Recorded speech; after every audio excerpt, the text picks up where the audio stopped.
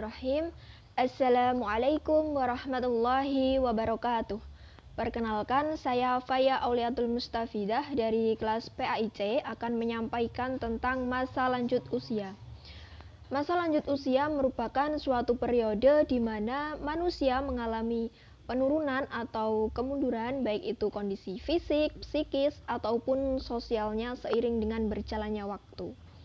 Dan seseorang itu dapat dikatakan lansia apabila telah memasuki usia 60 tahun ke atas. Dan kebanyakan dari mereka itu sudah dominan di rumah dan tidak bekerja lagi. Mungkin dikarenakan karena sudah pensiun atau karena kondisi kesehatannya dan lain sebagainya. Kemudian saya di sini akan menyampaikan tentang ciri-ciri atau karakteristik pada masa lanjut usia. Yang pertama yaitu seseorang apabila telah memasuki masa lansia pasti akan mengalami perubahan fisik. Perubahan fisik di sini ya meliputi seperti berkurangnya fungsi indera. Fungsi indera itu dapat berupa penglihatan. Misalnya nih, penglihatan yaitu merupakan salah satu penyakit yang paling sering diderita oleh para lansia. Contohnya saja ini katarak. Katarak merupakan suatu penyakit yang terjadi karena munculnya lapisan buram pada mata sehingga membuat lensa mata ini tertutup, maka sulit bagi cahaya untuk memasuki ke dalam mata sehingga penderitanya ini sulit untuk melihat ke lingkungan sekitar, dan akibatnya apabila hal ini terus terjadi akan menyebabkan kebutaan. Dan cara untuk mengatasi hal ini hanya dapat dilakukan dengan operasi. Penyakit lainnya yaitu dapat juga berupa presbiopi, infeksi mata, dan lain sebagainya. Kemudian dalam pendengaran seorang lansia itu sudah mulai menurun. Hal ini dikarenakan berkurangnya suplai darah dan juga komponen alami sel bagian telinga dalam dan juga korteks. Ini bersamaan dengan mengerasnya membran seperti gendang telinga. Gendang telinga ini mengalami pengerasan, akibatnya menurunkan fungsi pendengaran. Kemudian yaitu indera perasa. Seorang lansia pasti akan mengalami penurunan dalam merasakan baik dan juga sulit untuk membedakan antara rasa manis, asin, asam, dan juga pahit. Hal ini dikarenakan proses penuaan. Kemudian selanjutnya yaitu indera peraba. Seseorang yang telah memasuki masa lansia, maka persepsi pada bagian tangan sentuhan ini sudah mulai berkurang. Hal ini dikarenakan karena reseptor sentuhan pada daerah-daerah kulit tertentu itu mengalami kehilangan fungsinya, kemudian juga melambatnya suplai sirkulasi darah pada bagian tangan dan juga kaki. Kemudian ciri fisik yang selanjutnya yaitu rambutnya sudah mulai beruban. Hal ini disebabkan karena pigmen melanin yang berfungsi memberikan warna pada kulit dan juga rambut sudah mulai berkurang. Kemudian gigi sudah mulai ompong atau copot. Adapun kondisi medis yang bisa meningkatkan resiko copotnya gigi yaitu orang tersebut menderita penyakit seperti diabetes, kemudian darah tinggi, autoimun, dan lain sebagainya.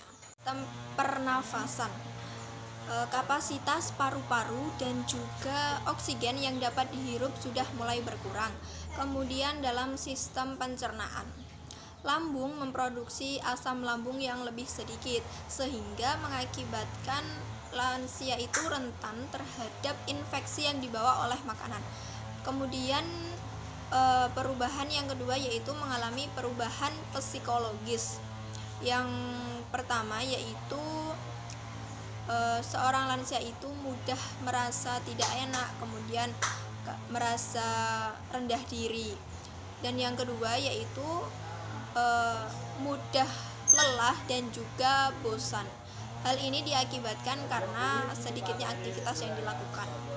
Jadi, seorang yang sudah memasuki lansia bukan berarti dia berhenti untuk beraktivitas, tetapi karena tenaganya yang sudah mulai berkurang, maka beraktivitas sesuai dengan kemampuannya saja. Juga perlu diadakannya olahraga seperti olahraga jalan di pagi hari, dapat juga seperti kegiatan menyapu, bersih-bersih. Tetapi hal tersebut harus dilakukan dengan keadaan yang menyenangkan, maksudnya tidak dalam keadaan tertekan, sehingga agar suasana hatinya itu menjadi lebih baik lagi dan menghilangkan rasa bosan yang dia alami. Kemudian seorang lansia itu juga mudah lupa. Hal ini banyak sekali penelitian yang telah mengatakan bahwa volume dan juga berat otak itu mengalami menurun seiring dengan bertambahnya usia. Kemudian penurunan daya ingat ini disebabkan karena berubahnya hormon dan senyawa-senyawa pada otak atau disebut juga dengan neurotransmitter. Kemudian juga terjadinya penuaan pada bagian otak tertentu. Selanjutnya yaitu seorang lansia itu mengalami tingkat emosional yang tinggi. Hal ini mengapa? Karena seorang lansia itu mengalami penurunan fungsi kognitif pada otak. Jadi banyak sekali seorang lansia karena itu tadi susah untuk mengingat, kemudian sulit untuk memecahkan masalah, dan karena ia sering menderita penyakit apa gitu, pasti dia akan merasa kayak tingkat emosionalnya itu pasti akan mengalami naik dan turun. Dan hal tersebut bisa juga mengakibatkan sikap dari seorang lansia itu berubah, juga bisa jadi bersikap seperti kekanak-kanakan. Kemudian yang perubahan yang ketiga, ciri-cirinya yaitu lansia itu mengalami perubahan sosial. Jadi perlu adanya sosialisasi ke masyarakat, tetap menjalin interaksi bersosial sesama masyarakat, karena takutnya nanti seorang lansia itu seperti merasa kayak memiliki kelompok minoritas di masyarakat, kemudian kayak merasa sudah tidak diperlukan lagi, kemudian kayak merasa rendah diri juga. Hal ini perlu diatasi dengan peran keluarga sebagai pembangun motivasi kepada para lansia. Jadi seorang keluarga itu harus selalu mendampingi lansia untuk juga berinteraksi dengan lingkungan sekitar. Dan karena fungsi indera yang sudah mulai berkurang dan banyaknya perubahan yang dialami, maka keluarga sangatlah berperan penting dalam hal ini. Dan kemudian mengapa kita perlu belajar atau mengapa pendidikan tentang lansia itu perlu? Hal ini memang perlu. Kenapa? Karena untuk kita supaya lebih mengetahui tentang masa lansia, kemudian kita, walaupun hal tersebut belum terjadi pada diri kita sendiri, tetapi kita bisa memanfaatkan atau menerapkan ilmunya itu kepada kakak nenek kita, kepada orang tua kita, dan bekal kita nanti. Kemudian tentang seorang lansia yang sehat itu pasti impian seseorang, setiap orang bahkan, ya kan, pasti itu. Kemudian kita setelah mengetahui bagaimana cara-caranya, kita bisa menerapkannya mulai dari sekarang. Jadi seperti kita menjaga pola makan, kemudian pola tidur, rajin berolahraga dan juga beraktivitas.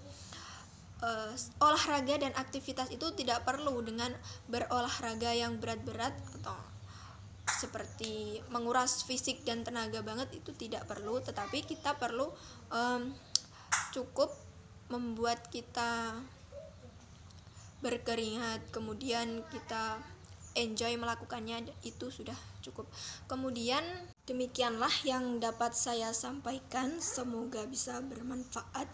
Kurang lebihnya mohon maaf. Wassalamualaikum warahmatullahi wabarakatuh.